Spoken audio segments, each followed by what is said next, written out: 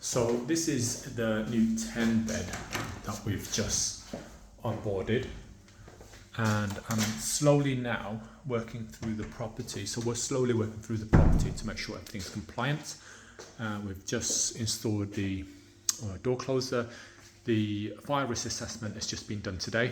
That was about to expire, and when you're taking on a new property like a new HMO or something, it's a HMO.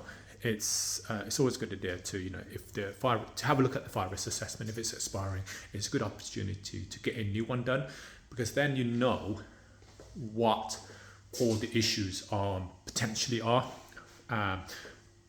and it's given to you by a professional, by a fire risk assessor.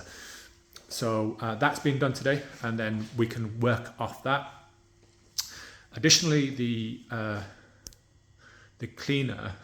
So the previous landlord has stopped using their cleaner, and this place was a bit of a mess. And we asked if we can use our cleaner. Unfortunately, the landlord wanted to use their cleaner again.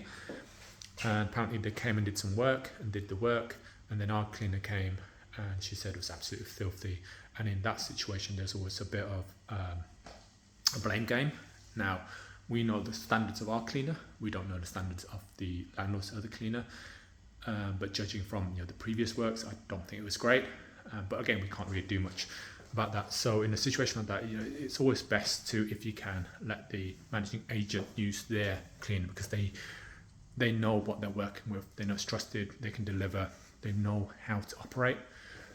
So now the landlord's going to get his cleaner back to basically have another go, but our cleaner's already been and had and did what they can as well. So the other landlord, so the other cleaner will come back and do what they can, and then our cleaner will start again properly. And then once we've got the fire risk assessment done, we'll understand what needs doing, and then start to do any works required.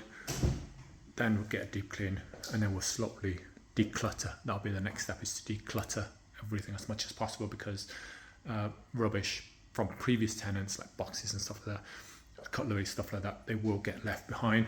So that will all need to be removed, reset the whole property, so that new tenants and existing tenants have space, storage space essentially.